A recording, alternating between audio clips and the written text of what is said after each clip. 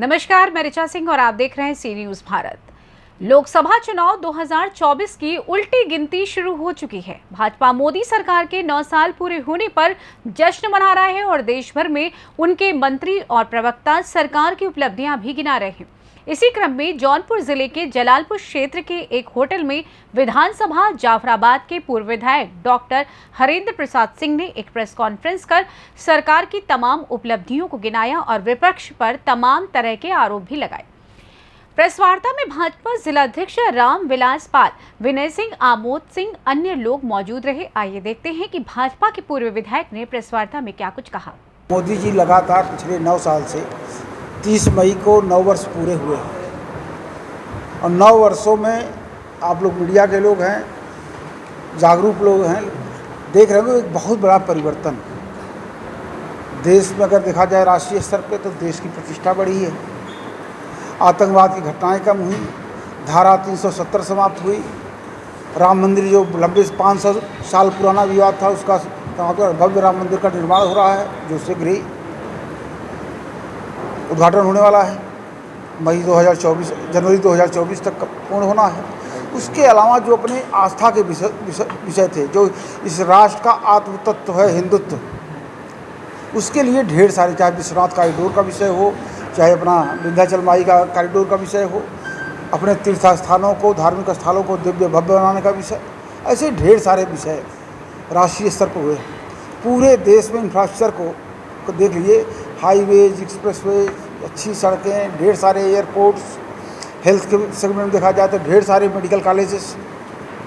जब सरकार बनी थी वह मुश्किल पूरे भारतवर्ष में 45,000 मेडिकल की सीटें थी MBBS की। आज 1 लाख से ज़्यादा सीटें, 1,05,000 के आसपास MBBS की सीटें हैं। तो लगभग हर देश के हर प्रदेश में हर जिला मुख्यालय पे मेडिकल कॉलेज, ये सारे विषय हुए। अब मैं बात करूँगा और मछली शहर लोकसभा की, तो 2019 में जो वर्तमान हमारे सांसद हैं माननीय VP सरोज जी, जनता के आशीर्वाद मिला, भारतीय जनता पार्टी का कमल खिला। चुनाव कठिन था, सामाजिक समीकरण चुनाव के प्रतिकूल था, सपा बसपा एक साथ लड़ रही थी। उसके बावजूद ही मछली शहर में खराब सामाजिक समीकरण के बावजूद भी आपको सफलता मिली। ये जीत भारतीय जनता पार्टी की जरूर है। और तब से लेके आज तक अगर बड़े कामों की चर्चा की जाए, एक महत्वपूर्ण विषय है रेलवे का।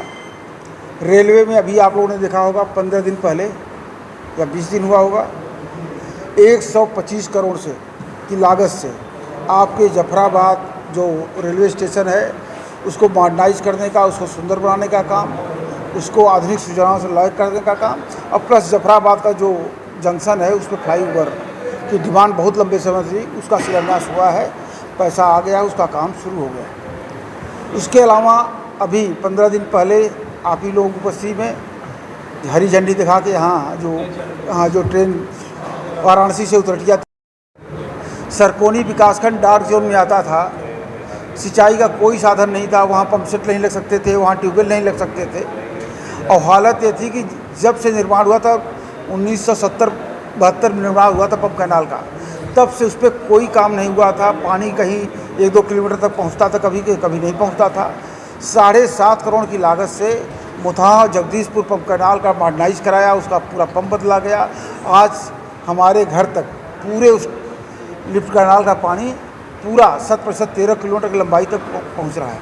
जितनी लंबी वो सड़क, वो लिफ्ट कैनाल हमारी माइनर नहर है, पूरे जितने आच्छादित होने चाहिए उतना 100% खेतों को सिंचाई हो रही है।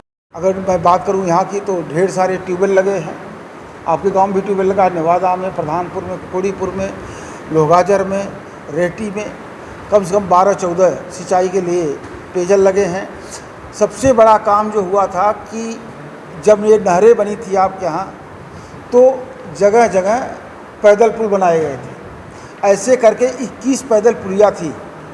जैसे आप कभी कुसियाँ गए होंगे तो कुसियाँ जब राजभर बस्ती की तरफ जाते थे, एक पतली सी पुलिया थी, या बराई में, पुरेव में इस पार उस पार जाने के लिए।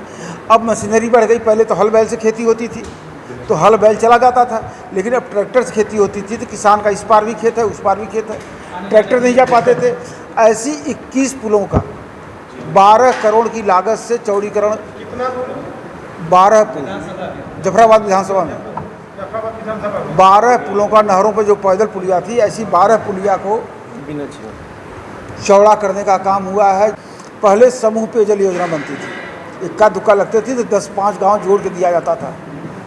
अब क्या है, हर गांव की एकल पेयजल योजना, जिसकी जो एजेंसी काम कर रही है 25 साल तक रखरखाव का काम एजेंसी के जिम्मे होगा, ग्राम पंचायतों के जिम्मे रहेगा, उसका कर्मचारी ऑपरेट करने वाला उसी गांव का कोई व्यक्ति होगा, उसी गांव का रखा जाएगा।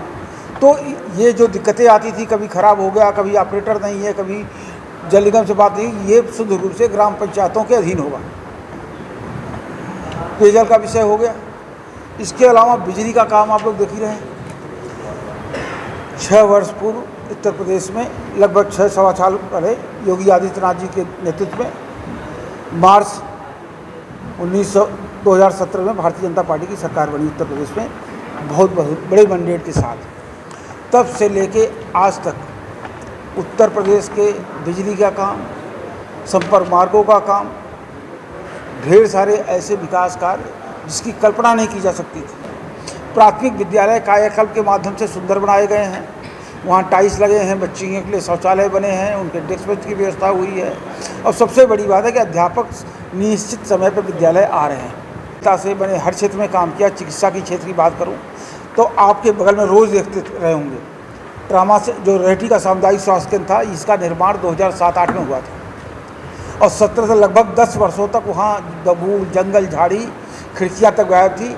आज मुझे कहते हुए ये गर्व हो रहा है कि पूरे उत्तर प्रदेश में दूसरे नंबर का सामुदायिक स्वास्थ्य केंद्र है। जांच का ऑटो एनालाइजर है, एक्सरे मशीन है, आईसीयू 10 बेड का आईसीयू है, इंटेंसिव केयर यूनिट है, पूरी तरह से सुसज्जित वेंटिलेटर्स हैं। हर तरह की सुविधा आपके सामुदायिक स्वास्थ्य केंद्र रेहटी पर उपलब्ध है। और आपका हौज का ट्रामा सेंटर भी आप लोग जौनपुर जाते समय देखते रहे होंगे, वहाँ कुछ नहीं था, इसी तरह जंगल झाड़ी थी। आज कम से कम 60-70 गरीबों का निःशुल्क CT स्कैन की जांच वहाँ हो रही है। CT स्कैन हो गई। आज वो ट्रामा सेंटर सुचारू रूप से चल रहा है। और जब कोविड काल आया तब पूरे जनपद में जिला मुख्यालय के अलावा L2 लेवल के जो हॉस्पिटल बनाए गए, वो आपके विधानसभा में ट्रामा सेंटर और रेहटी, जिसको आप लोग देखें। इसके अलावा तीसरी कोई व्यवस्था, चौथी कोई व्यवस्था नहीं थी। आपका जिला डिस्ट्रिक्ट हॉस्पिटल था L2 हॉस्पिटल, और उसके अलावा अगर छोड़ते थे तो पूरे जनपद में आपकी विधानसभा जफराबाद में ट्रामा सेंटर हाउस और सामुदायिक स्वास्थ्य रेहटी के अलावा तीसरी कोई व्यवस्था, चौथी कोई व्यवस्था नहीं थी।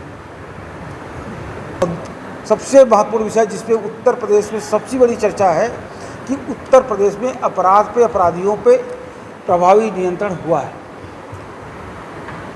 लोगों ने सपा की, बसपा की सरकारों में लोगों ने बहुत बेटियों को स्कूल कॉलेज भेजना बंद कर दिया था। भारतीय जनता पार्टी की सरकार में बेटियां स्वच्छंदता से विद्यालय जा रही हैं, कोचिंग जा रही हैं, पढ़ रही हैं, करियर बना रही हैं। अभी देखा होगा ग्रामीण क्षेत्रों के नीट के परिणाम आए हैं। ग्रामीण क्षेत्रों की तमाम बच्चियों ने अच्छी रैंक के साथ नीट परीक्षा क्वालिफाई किया है। एक वातावरण पठन पाठन को लेकर पूरे उत्तर प्रदेश में शिक्षा के लोगों की जागरूकता हुई है, नकल विहीन परीक्षाएं हुई हैं।